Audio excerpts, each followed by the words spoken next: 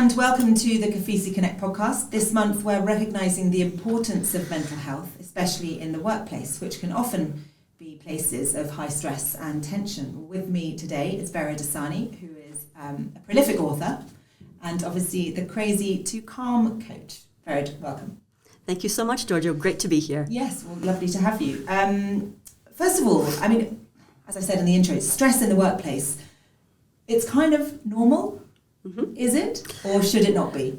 So first, before we actually jump into that question, which is a great question, I actually want to distinguish the different types of stresses. Okay.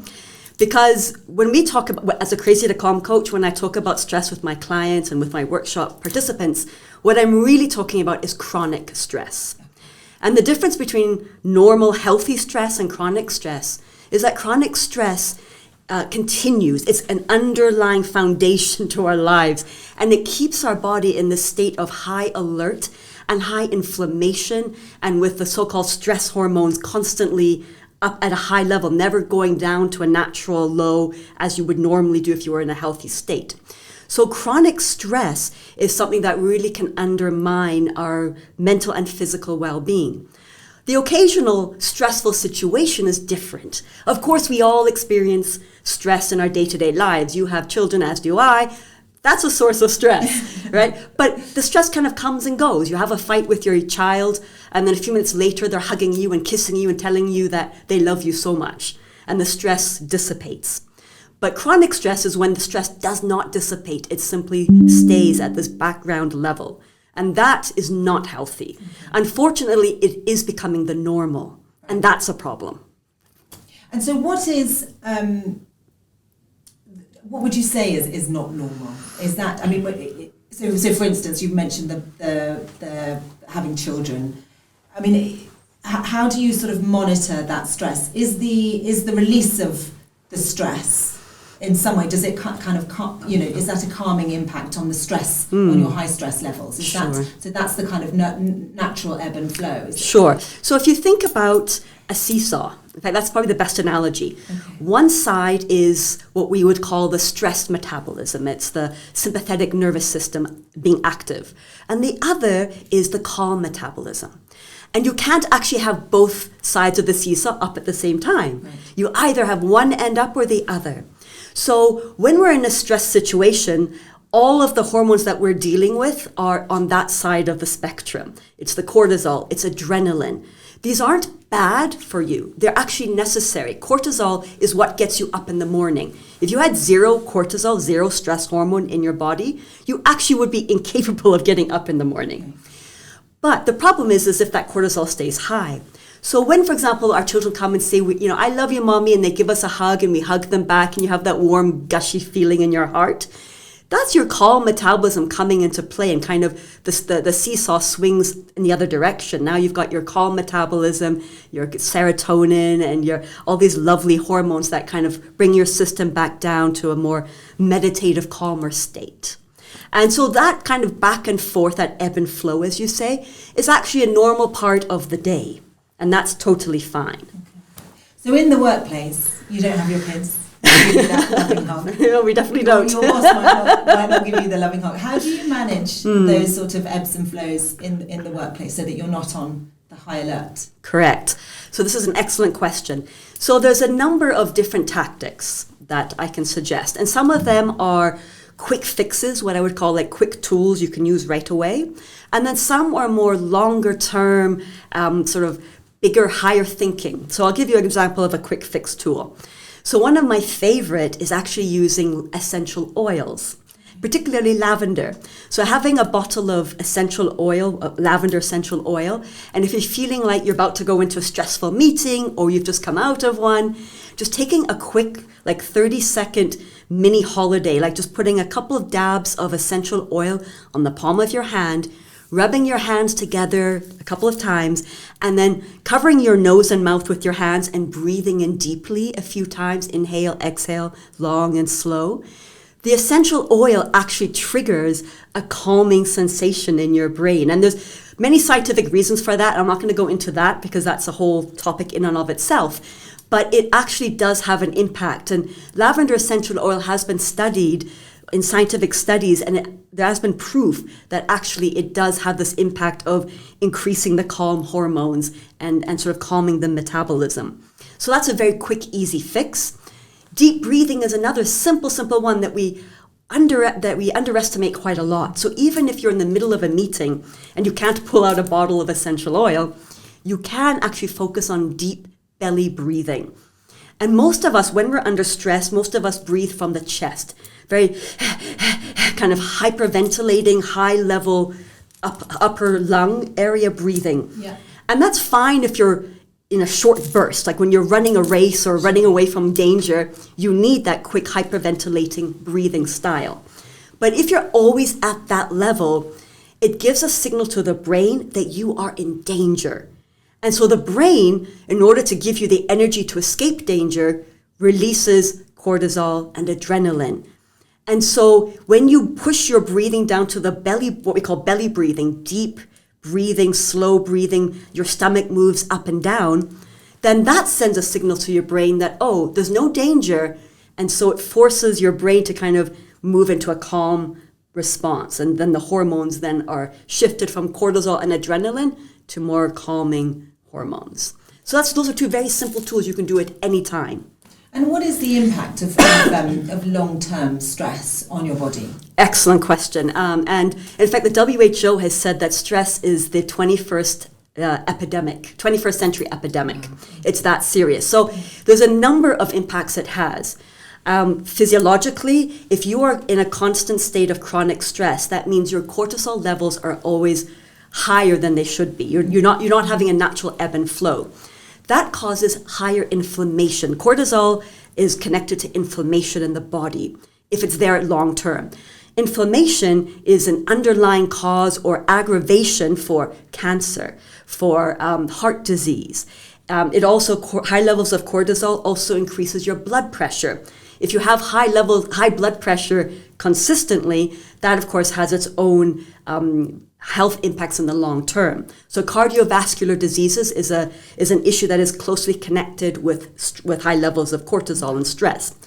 There's also an interesting impact on your weight in different ways. So one way is that when you're under chronic stress, your body needs certain types of energy to survive. So it releases a hormone that actually encourages you to crave sugar. And then sugar has, of course, impacts on insulin, which then leads to diabetics. We have a increasing disease load with diabetes in Kenya and generally in the world. It also releases another hormone that makes you feel hungrier than you actually really are. So you actually eat more, and you eat more of the wrong food, right, which has its own impacts. Yeah. Then you have mental health impacts from chronic stress. So high levels of cortisol and high levels of chronic stress decrease your ability to focus. It decreases your productivity. It also decreases your feeling of motivation and just your general well-being. So there's a number of different impacts physically and mentally and emotionally that conspire to really degrade your overall well-being when you have unmanaged chronic stress. And inside the workplace, everybody is now sort of talking about wellness in the workplace. And if it's not a meeting necessarily you're going to, how can employers look after their employees, generally better within the workplace? Okay, so the first thing that employers have to recognize, and this is something that is being recognized, say in the West, more like in the US, it's actually seen as an important health issue. And I think hopefully in Kenya we're going to start to see this more. But employers need to recognize that unmanaged chronic stress actually increases mistakes, job-related mistakes, occupational mistakes by as much as 20%. So that means, for example, if you're in a factory, imagine 20% increase in mistakes, which can lead to actual accidents. Yeah. In maybe sort of so-called white-collar job, 20% increase might mean that you are giving like wrong information for finances or whatever, 20% increase. There's also as much as a 50% increase in healthcare costs or in absenteeism. So maybe your employer doesn't pay for healthcare, but you pay for it indirectly by having people just missing work because they're not feeling well. So employers first have to recognize that there's actually a real cost to the bottom line of their company. And then, of course, you have employees who are not performing at their best. Their productivity is lower. Their ability to think creatively is impaired. So employers need to recognize that stress is actually a real cost for them. Then in terms of actually creating a less stressful environment, so this is some of the work that I do with organizations, is how do you create a wellness program that will assist employees to feel like when they come to work, they're coming to a place that's safe and happy and healthy. But very simple things that employers can do is by making sure that people actually take breaks.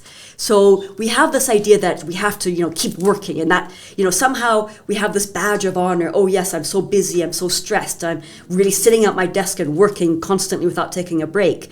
That's not really a very good badge of honor. That's not actually helping us as companies, as individuals, as employees to be at our best. So really encouraging people to take mind breaks, body breaks, getting up after an hour of sitting and stretching, and even having like a space where people can just go and stretch and do their essential oils or do a bit of meditation. Encouraging that and making that part of the corporate culture. Although it seems like it's a cost in the short term because you're pulling people away from their work, but in the long term, you're actually adding to your bottom line by decreasing health costs, increasing productivity, increasing your ability to focus. So those are just a few ideas. And how would you suggest? Say a friend of mine or a colleague of mine is I can see they're stressed at work. How do I reach out without sort of overstepping the mark? Of course you should reach out, but equally I can't necessarily help them with their workload. What are some strategies that I could put in place to make sure that they're okay? Sure. So the first thing is actually, and this is the level of the leadership of an office or a team or whatever it is to actually break this taboo of mental health. Okay. We have this taboo, and it's still here in Kenya. In other places, they've kind of started to break it down. But for example, if I came to you and said, I've broken my leg, everyone will be sending me cards and flowers and get well, and I would be totally okay telling you I've broken my leg. But somehow I feel like I can't tell you, I'm feeling really unhappy or depressed, and I think I might be in a depressive episode. So we have to break that taboo because it's actually harming us as individuals, as companies, as a society, as a nation. We need to be okay with saying, I'm not feeling happy right now, and I don't know if this is a long-term thing or short-term, but I need help. Now, as an individual, when you see a friend or a colleague who's looking a little bit under the weather, say, hey, let's go for a tea break. Let's just go and chat. And just create a space where someone feels comfortable just to have that break. Even if they're not talking directly about what's bothering them, the fact that you have shown that you care about them, you say, hey, I want to hang out with you. You look like you're feeling a little bit under the weather.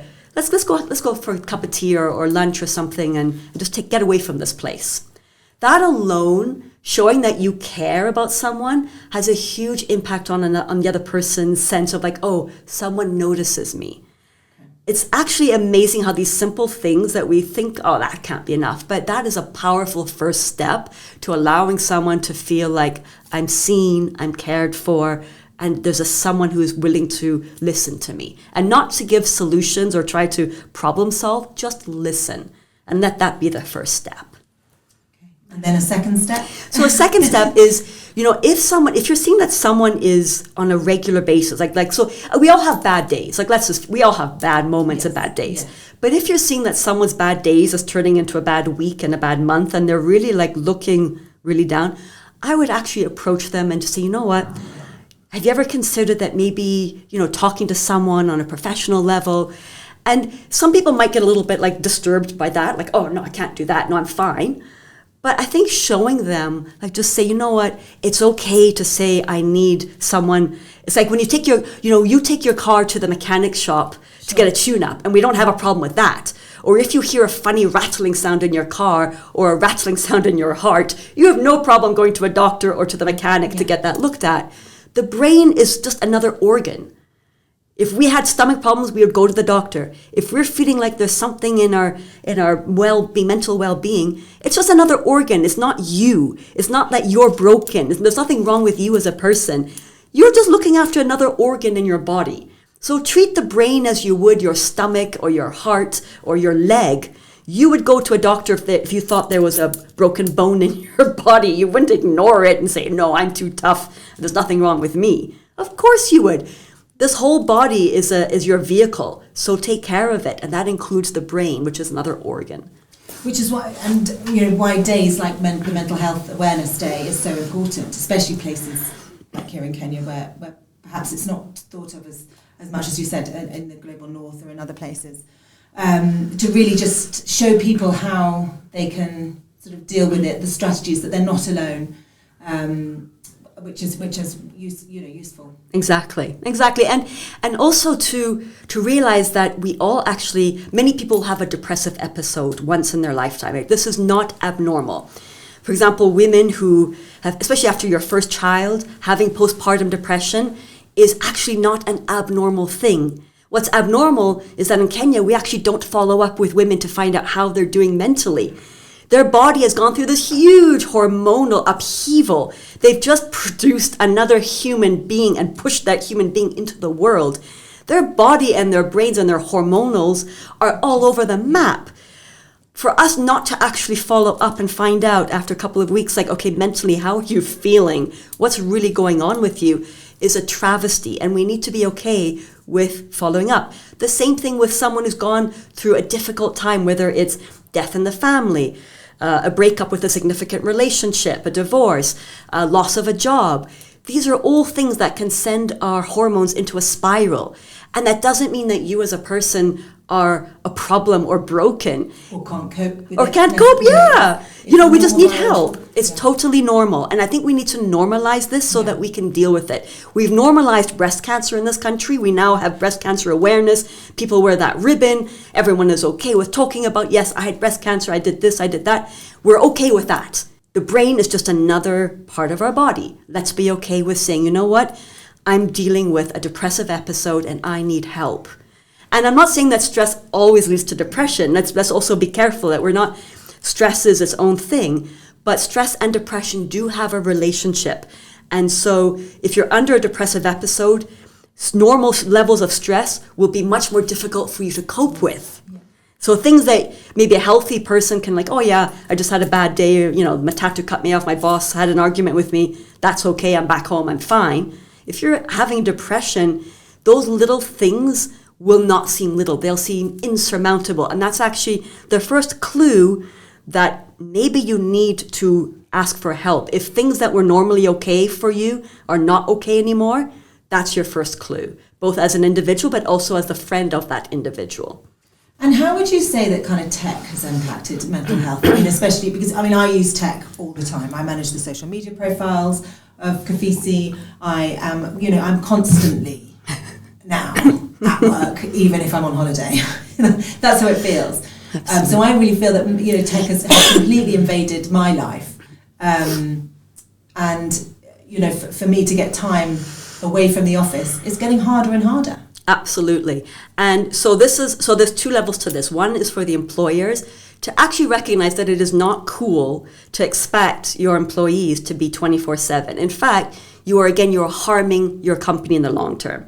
People need time off. In fact, there's a saying that I always tell people, non-productive time is critical for productivity. So if you feel like, oh yeah, I'm going to be productive all the time, you're kidding yourself. There's a part of your brain that functions at its best when you're being totally unproductive. Not looking at the news, not looking at your social media, not working, not doing the next report, just chilling out, looking at the sunset, being ridiculous with your kids, playing with your dogs, going for a walk, having a long bath. These unproductive moments are critical for mental health, physical health, and productivity at work.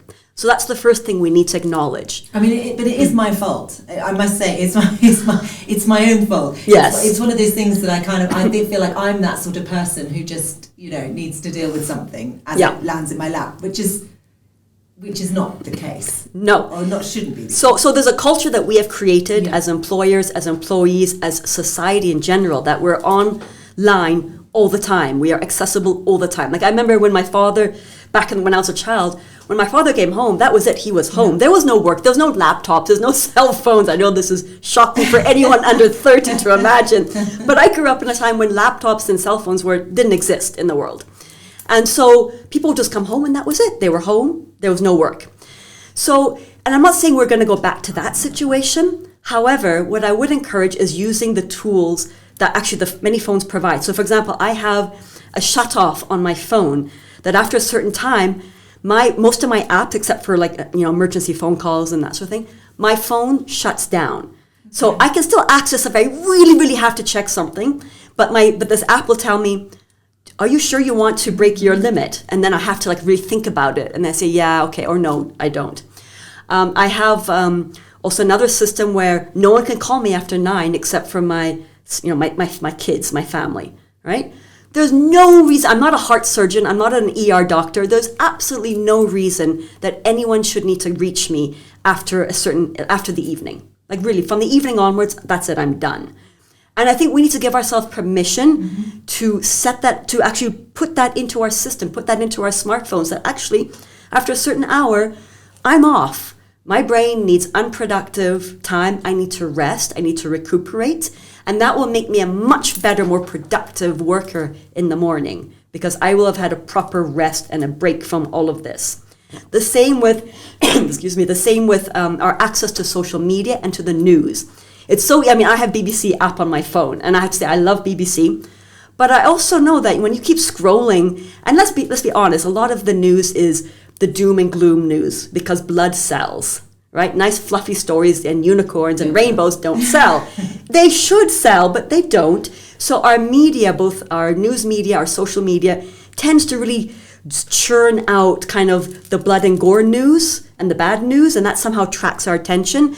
And that can give us a really skewed view of what's actually happening in the world. Because the world is a lot more than war in Israel or war in Ukraine. There's actually a lot of wonderful things happening in the world. There's a lot of wonderful people in the world. So if we focus exclusively on this reel of doom that we seem to be on, on the little treadmill, it can also increase our stress, and it's unnecessary. So I make sure I actually subscribe to sort of the good newsletters, as well as looking at the BBC app and other things. And I think that's really important, that we allow ourselves to recognize that there's also really great things happening in the world.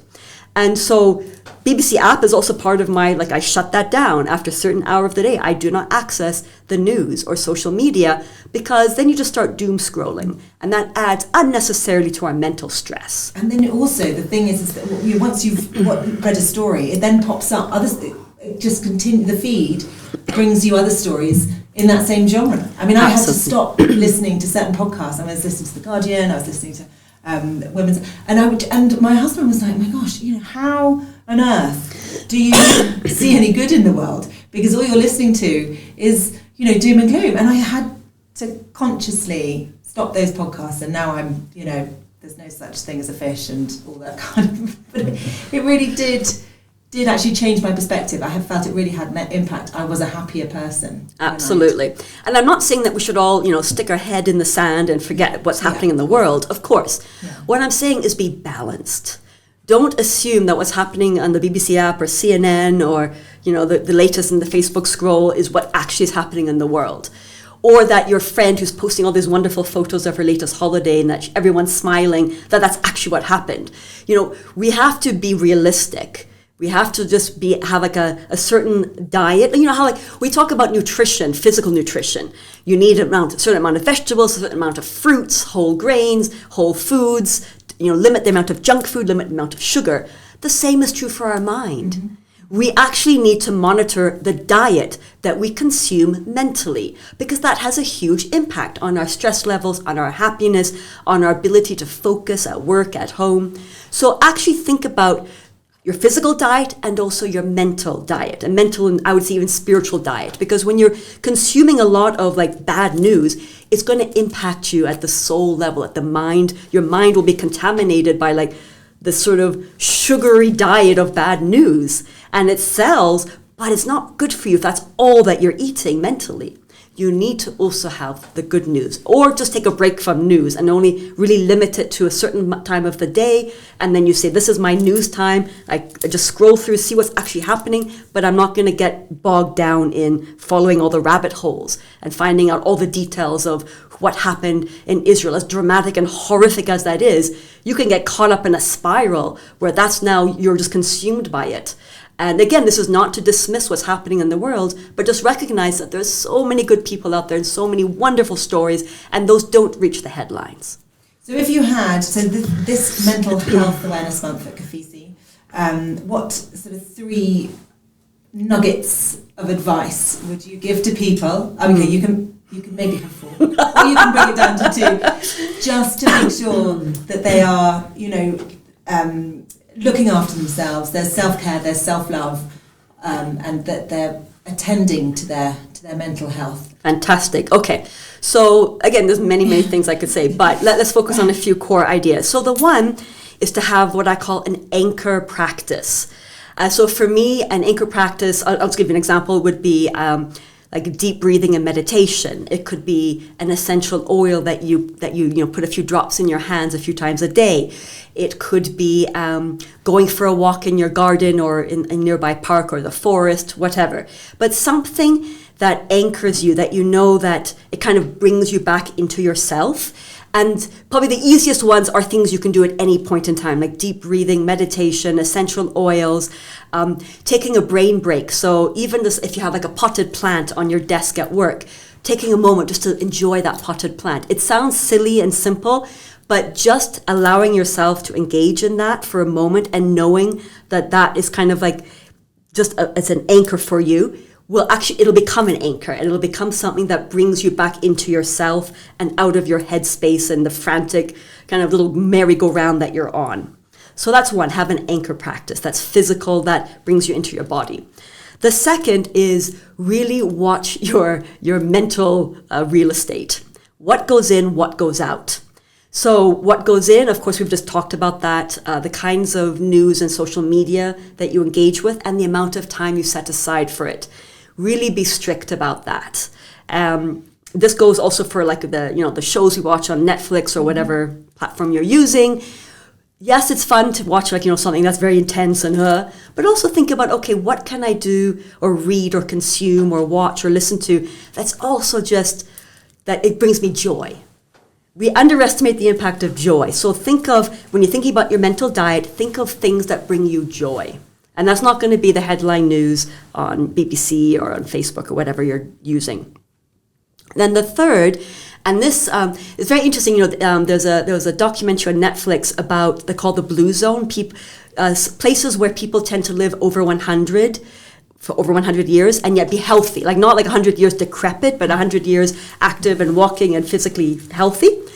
And what they found, one of the things that really connects those blue zones is community. Having connection with others. And the issue, when we look about what's happening in the world, a lot of the forces are actually pushing us into isolation. I mean, COVID did that in a big way, but even before COVID, social media kind of put us in little ghettos, internet ghettos. And actually having in real life connection with community, with our neighbors, with our family, with our friends, and having that circle of close, trusted friends and family that we can interact with on a regular basis. That is an underestimated but incredibly vital part of physical and mental well-being. So connection is a third little nugget that I would say we need to focus on. Yeah. Vered, thank you so much. It's been a wonderful pleasure. To you. Lots of brilliant advice there. I'll be taking notes. I'll be listening to it. Wonderful. It's been lovely to be here. Thank you so much. And also we're welcoming you to KOFISI Westlands. Yes, I'm looking forward to that. So whoever's going to join us is going to be next week. And the live sessions tend to be much more interactive. So we're actually going to be practicing some of the tools and adding other tools. Because what I want to do is help you build up a toolkit of things you can use short-term, medium, and long-term. And you can also find more information on crazytocalm.info for some ideas as well there. So I look forward to meeting everyone next week. I'll be there. Fantastic. Thank you so much.